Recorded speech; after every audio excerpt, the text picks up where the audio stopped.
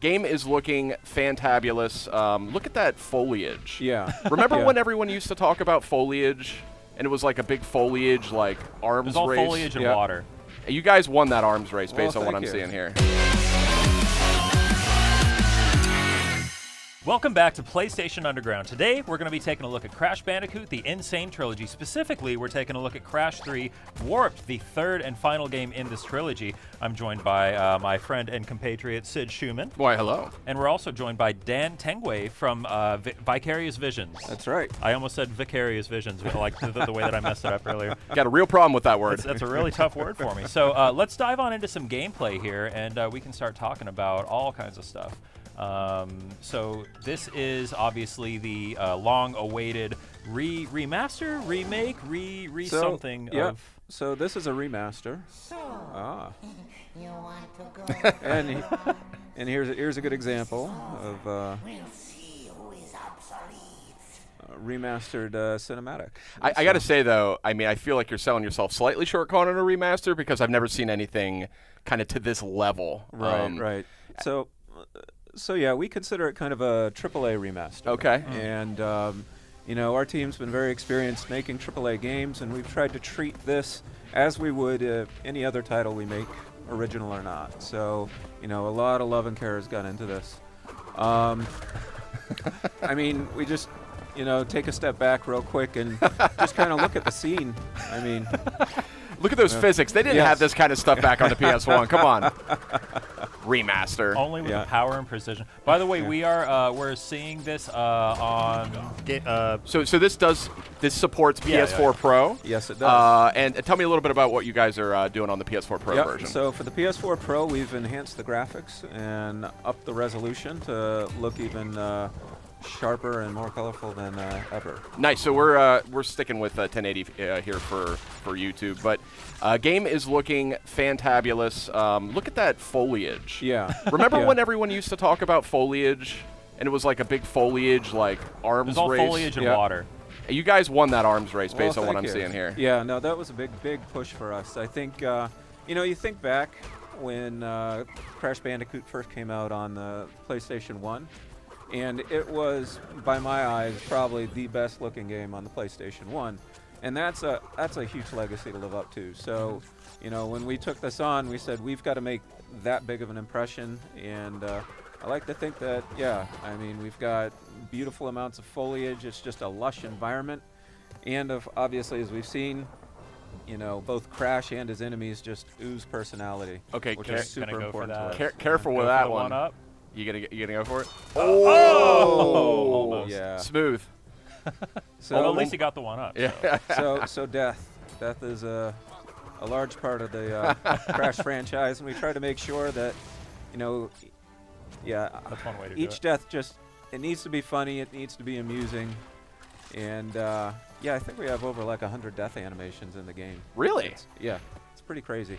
Oh yeah. So what does that process look like when you're going back to the original games created by Naughty Dog and kind of redoing all this? How painstaking is that process of trying to get everything just right, but also making it work in this new version? It is, well, painstaking is a very good way of describing it.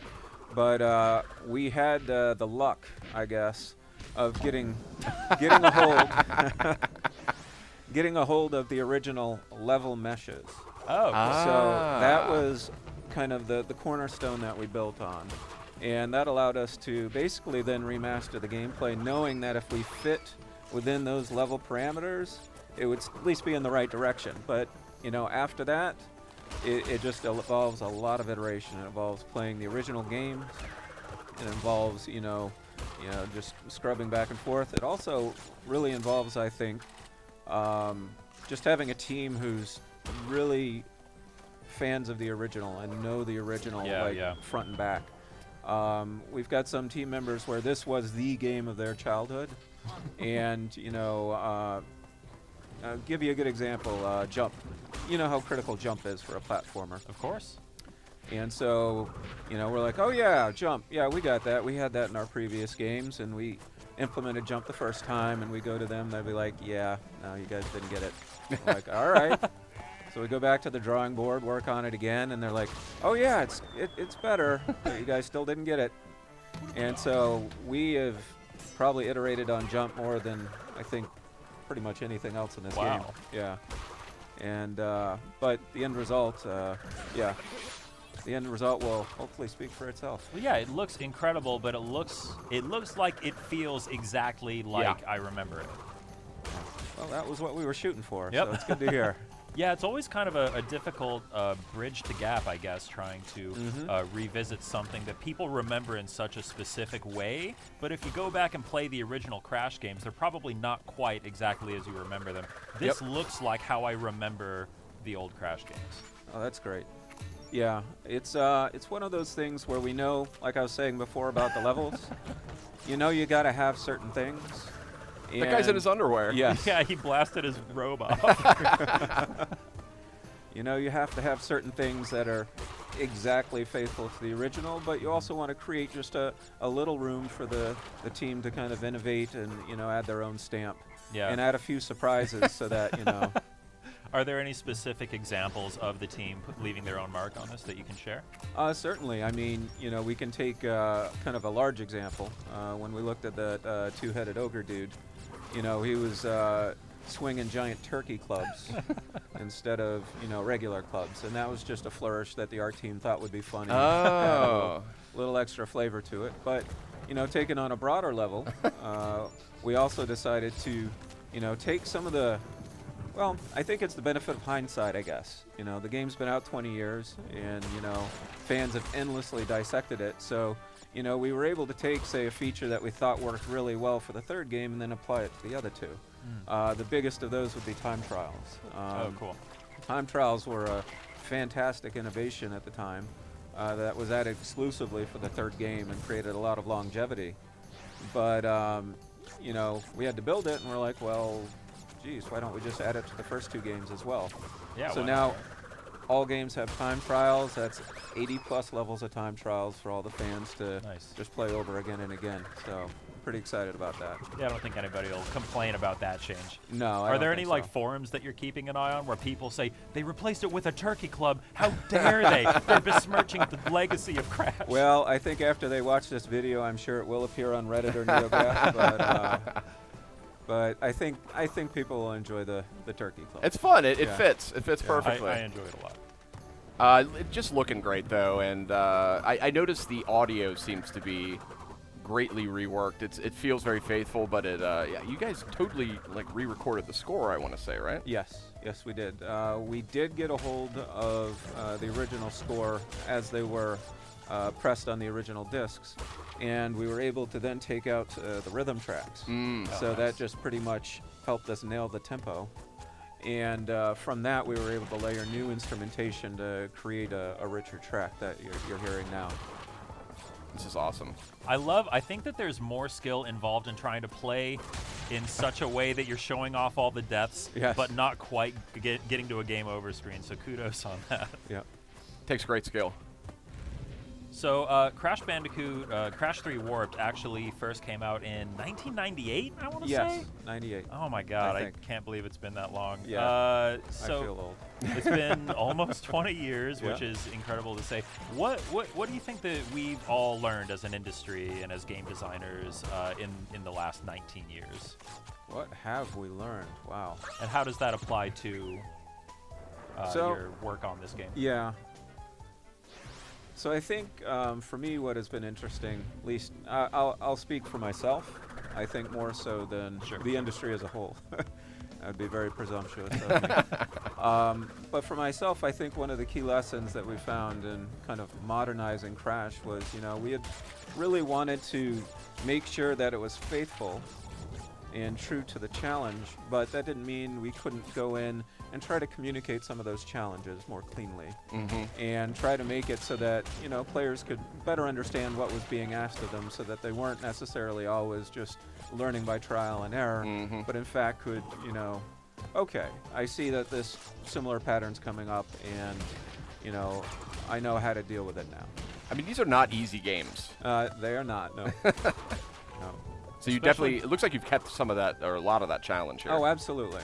Yeah, especially by the time we got to Crash 3, I think that the designers were really starting to stretch their legs a little bit and have some fun with the designs. Yep.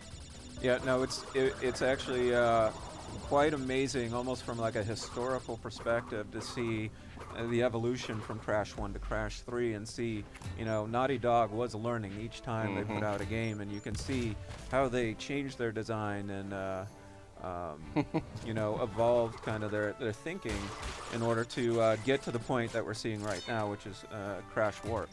And again, we have the benefit of hindsight, so we were able to apply a lot of those lessons across the board and just create kind of a more cohesive trilogy overall. Cool. Should we take a look at another level? Sure.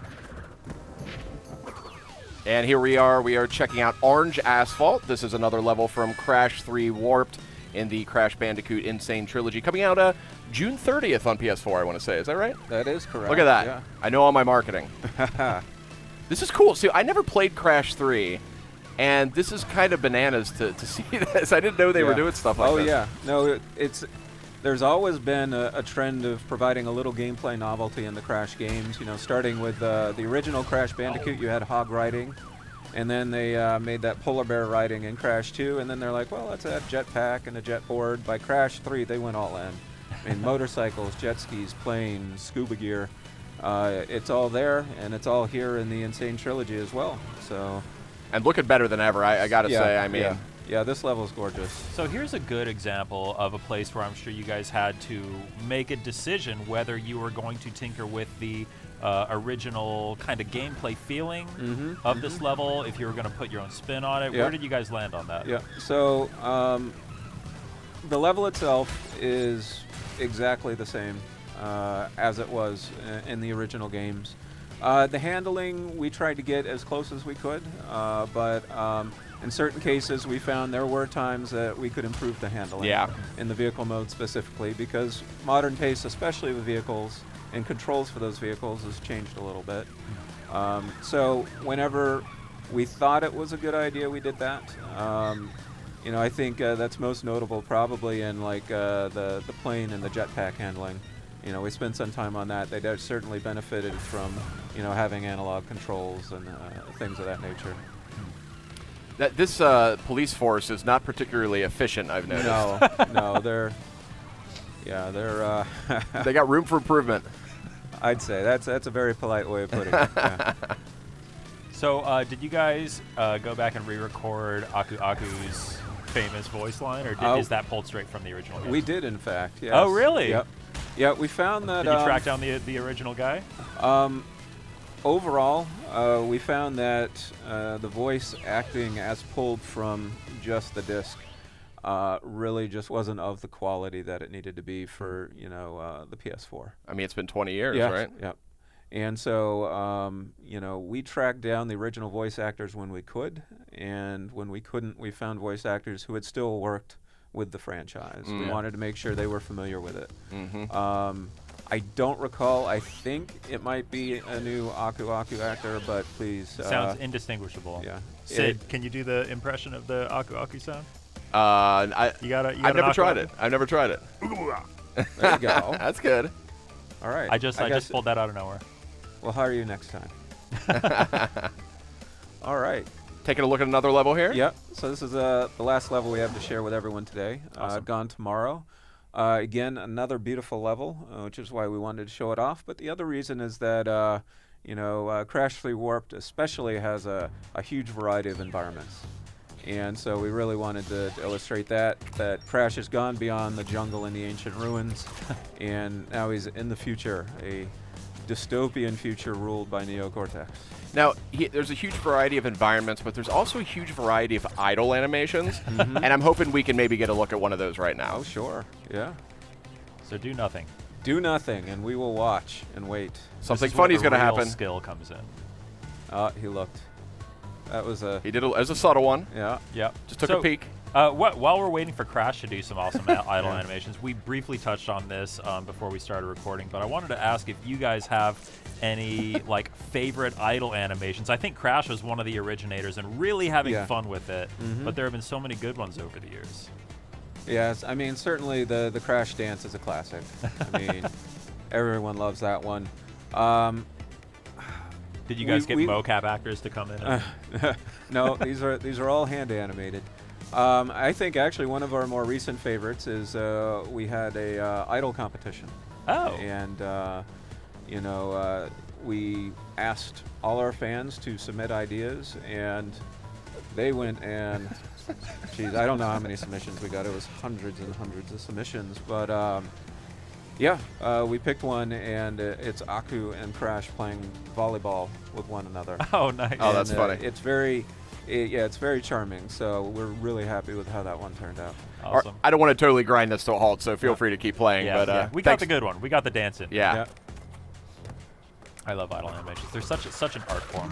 They are. I like I think like Sonic 1 and 2 had really good idle animations. They did.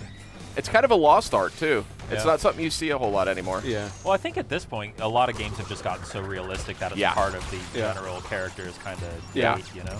It used to be a primary way of, you know, sort of communicating the personality of the character. I think a lot of that's also evolved into emotes and dances and things That's like true. that too. That's true. Good analysis there. Yeah. This is a little daunting. This looks like maybe one of the more difficult levels. Yes, this is taken from toward the end of the game. So, you know, actually, it's a good point to illustrate here is that Crash 3 was also the first game to introduce Crash's power moves. Ah. And so he's got his, you know, supercharged body slam, but actually we're seeing good use of the fruit bazooka at this point. Bam. And that certainly helps make sure that Crash can take out some of the more difficult enemies at distance. That's huge. So, did you guys go back and work with Naughty Dog at all when you were putting this all together, just for guidance, or did they generally trust you to get it right? Sony, we certainly have worked with you guys quite a bit, but Naughty Dog actually said that they would give us our space to make this cool. remaster. And what we did as a courtesy before we showed it off at PSX last year was we brought that demo to them. Oh, And great. they sat down and said they loved it. And right before we actually are now showing this to the public, we sat down with Naughty Dog again, and yeah, Oh, they had a that's great great. time with it. So I guess it gets a big orange thumbs up from Naughty Dog, which is awesome. And we're thrilled because, I mean, we really wanted to make sure we were doing right by Naughty Dog's creation here. This is where it all began. Yep. Well, actually, it didn't. They were around before that too. They did a lot of other games, but Yeah. this is, I think, what really, Yeah, I think really Crash got them on the really map. Kind of put Yeah. it on the map, yeah. Crash was looks kind of great. like the first mascot I remember PlayStation ever really having. Yep. I mean, it was central to PlayStation's identity, at least in the United States, Yep. for the first several years. Yeah. You guys have that big orange bodysuit around the office somewhere? It is sitting in somebody's office right now. Yes. We have it. Around People with have a asked me to megaphone. wear it, but from what I've heard, it's a little uncomfortable to wear. So, I mean, that thing's like it's priceless. yeah. No, it when I saw that in person, it did tug my heartstrings a little bit. Yeah, it's like Yeah. it's like George Washington's wooden teeth, or you know Betsy Ross's like original flag or something. You know, Yep. you gotta put that in a museum.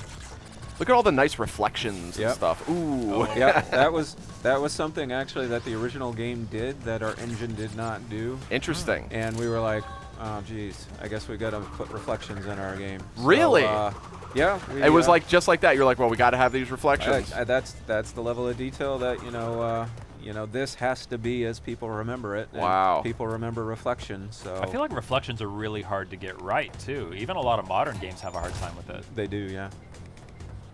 No expense spared. Yep. Now, one thing that the original game didn't have that we decided to put in, which we've touched on in the past, is fur. And that was something where basically, I don't know, we were probably on our maybe 4th or 5th version of the Crash model, and we knew something just wasn't right about him. Just didn't seem right. Mm-hmm. And we eventually said, yeah, no, we've got to write a fur shader for Crash. And really, it's just because, you know, the rest of the environment, you know, we had planned to be so detailed, but, you know, Crash just didn't feel detailed enough. And so we implemented the first shader, and I think it's turned out fantastic. Yeah, he looks really good. Yeah. And, you know, the artists, you know, once you give them a tool, they're like, oh, so who else can we put fur on? Yep. Like, oh, you could do bosses, you know, maybe some of Crash's friends, you know, Polar. They're like, okay, cool. How about the goat? Can we put fur on the goat? Like, okay, yeah. And so pretty much soon enough, yeah, fur's everywhere in the game. This is by far covered in probably, fur. Yeah. Furriest game ever. This is the furriest game ever. It is. In the truest sense. So. Well, I mean, Dan, I got to say, it looks tremendous. I really love to see just a classic series like this treated with such love and care. Well, thank you. And you know, I think we could all only hope that that other developers take you know, some inspiration here from the leadership you've provided on this, and kind of up their game a little on the remaster front. This is a whole new experience, yet strangely faithful to the original game. Well, thank you. That means that we've done our job. You Yeah, sure you guys have. really struck an incredible balance here. Are there any other just general like quality of life enhancements you guys are making, either when you're talking about the menus or just? Oh, absolutely, absolutely. I think you know, while the core gameplay, you know, we've really tried to make sure we've, you know, struck that balance. I think there were certainly rooms to make improvements in quality of life areas. I mean, to give you an example, the first game save game system was fairly non-existent, so we knew we had to overhaul that. And even within kind of the manual system, save game system that I had in the original game, we decided that, you know, a lot of players just use automatic saving these days. So, Yeah. So we've added some conveniences like that. You know, we've unified the user interface and the pause menu to just be a lot more accessible so that players can easily just pick up and play and get into the game. So nice.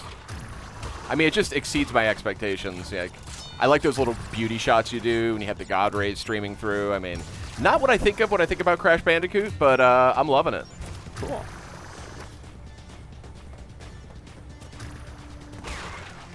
All right, we are almost at the end. Time for the big finish. Come on, you got it. And there we are. Nice. So that is Crash 3 Warped as part of Crash Bandicoot: The Insane Trilogy. Anything we missed? Anything else you want to make sure we talk about here? I want to say to the PlayStation fans, you know, thank you, I guess. I mean, basically, it was their desire to, you know, really see a Crash remaster that kind of gave us this opportunity to make it. So we're excited to get it into their hands come June 30th. Fantastic. Dan, thank you very much. That's Crash Bandicoot: The Insane Trilogy, out June 30th on PS4. Sid, thanks for joining us. And Dan, thank you for joining us. Stay tuned. We'll have more on Crash soon.